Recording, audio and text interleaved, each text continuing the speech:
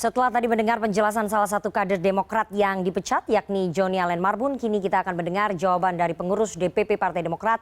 Sudah bergabung melalui sambungan Zoom Kepala Badan Komunikasi Strategis DPP Partai Demokrat, Herzaki Mahendra Putra.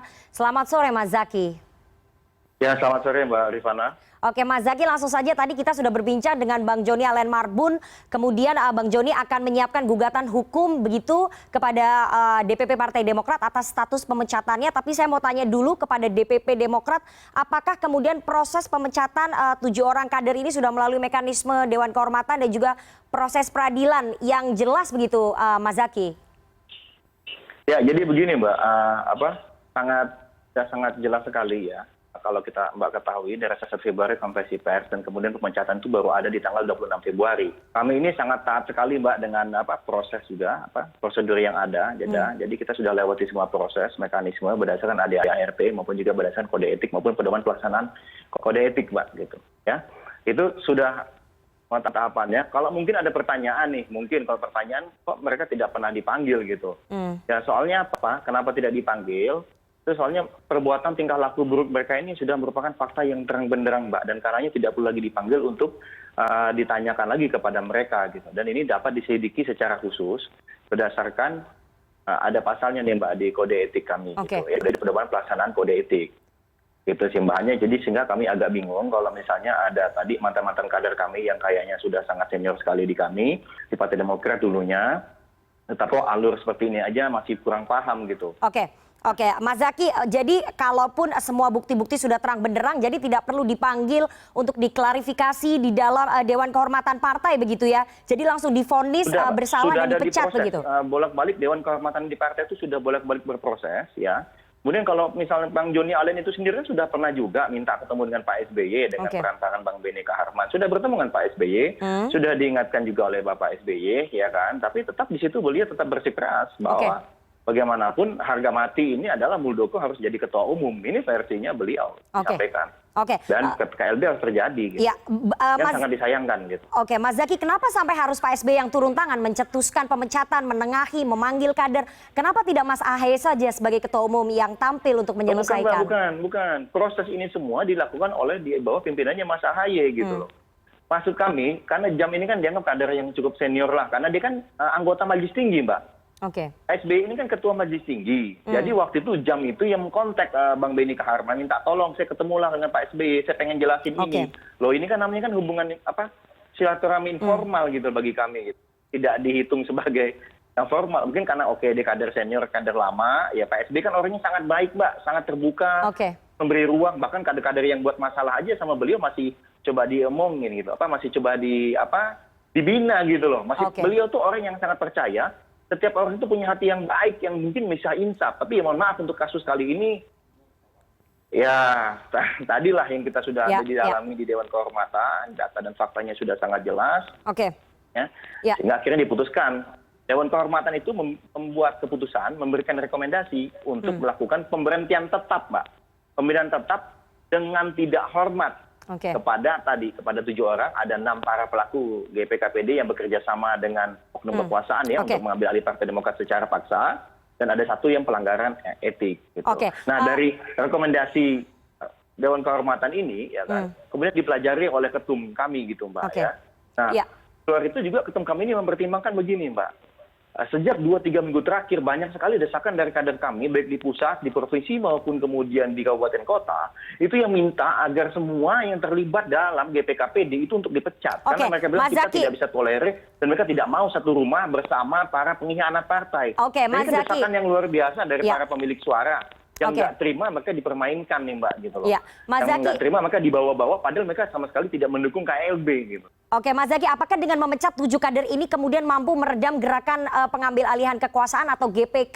Apakah bisa menjamin tidak ada upaya kudeta lagi terhadap kepemimpinannya Mas AHY, Mas Zaki? Ya kalau dari kami Mbak, silakan dinamika berproses saja. Ya, berproses saja. Kalau misalnya mau ada usaha-usaha lain silakan saja. Ini bukan gerakan untuk meredam Pak. Kalau ini, kalau dari kami intinya, kenapa ini ada pemecatan? Karena ini melanggar ADART dan aturan organisasi kami, dan kemudian ada desakan luar biasa membuat tidak nyaman para pemilik suara, kader-kader kami yang lain. Kami ini sedang sibuk, Pak, sedang sibuk bantu rakyat yang sedang terdampak pandemi maupun sedang kena bencana dalam 2 bulan terakhir ini. Tetapi ada segelintir orang yang bekerja sama dengan oknum kekuasaan yang sangat-sangat mencederai demokrasi kita nih Mbak gitu loh. Ya, sehingga tindakan ini harus dilakukan karena membuat situasi dan tidak kondusif. Tadi Bang Joni Allen, Mbak, situasi ini ujung-ujungnya ini akan menjadi presiden jelek buat demokrasi ke depannya. Siapapun yang merasa punya kekuasaan akan berusaha untuk mengambil alih kepemimpinan partai politik yang seharusnya merupakan elemen penting dalam demokrasi ini dengan seenaknya gitu loh Mbak, dengan semena-mena gitu loh. Tadi Bang Joni Allen mengatakan, Mas Zaky, Bang Joni Allen mengatakan bahwa pada bulan Maret besok akan ada KLB atau Kongres Luar Biasa yang digunakan sebagai forum demokrasi untuk mengganti kekuasaannya Mas Ahaye, mendorong begitu. Bagaimana kemudian langkah mitigasi dari DPP Partai Demokrat untuk mencegah hal itu terjadi? KLB ini digelar pada bulan Maret, Mas Zaky. Ya, alhamdulillah Mbak, Partai Demokrat ini sangat-sangat solid ya. Bahkan Mas Ahaye sendiri komunikasinya sangat baik dengan para pemilik suara, ketua DPD maupun ketua DPC. Kasus ini pun terungkap Mbak ya, karena ada laporan dari ketua DPC yang mengirim langsung pesan kepada Mas Ahaye atau ketum kami. Ya, alhamdulillah kita terus solid terus, kita rapatkan barisan, bahkan laporan-laporan di daerah itu banyak Mbak bermunculan karena ketua-ketua DPD dan ketua-ketua DPC kami itu tidak terima Mbak dengan perilaku para GPKPD ini yang mereka anggap sebagai pengkhianat. Dan bekerjasama dengan pihak eksternal ini untuk mengambil alih kekuasaan, mengambil kepemimpinan di Partai Demokrat saat ini. Sehingga kalaupun nanti ternyata benar ada KLB, bagi kami itu udah pasti KLB abal-abal Mbak, atau KLB bodong. Kenapa? Udah jelas secara konstitusi, hanya ada 2 kondisi di mana KLB bisa dilakukan. 1, itu adalah atas permintaan Majelis Tinggi Partai. Yang kedua, ada ini 3 hal nih yang mesti saling ada nih Mbak. Pertama, diusulkan oleh minimal 2/3 DPD dari total 34 saat ini. Kemudian diusulkan oleh minimal dan ya Mbak, bukan atau, dan dari 14 DPC. Serta disetujui oleh Ketua Majelis Tinggi Partai, sedangkan Pak SBY sudah bolak-balik bilang bahwa MTP tidak akan melakukan Kongres Luar Biasa. Dan ketua-ketua DPD sudah datang bahkan ke Jakarta menyampaikan bahwa mereka mendukung penuh kepemimpinan saat ini karena kondisi kita lagi baik-baiknya, elektabilitas tinggi terus, pilkada menang banyak, nah sehingga harusnya secara konstitusional udah tidak mungkin itu ada KLB. Kemudian kedua, kenapa kami bilang ilegal? Sudah pasti Mbak yang datang itu bukan pemilik suara yang sah. Karena komitmen dari pemilik suara yang sah tetap Mbak semua kepada kepemimpinan Mas Ahaye dan Bapak SBY selaku Ketua MTP karena keduanya dipilih dalam kongres yang sah.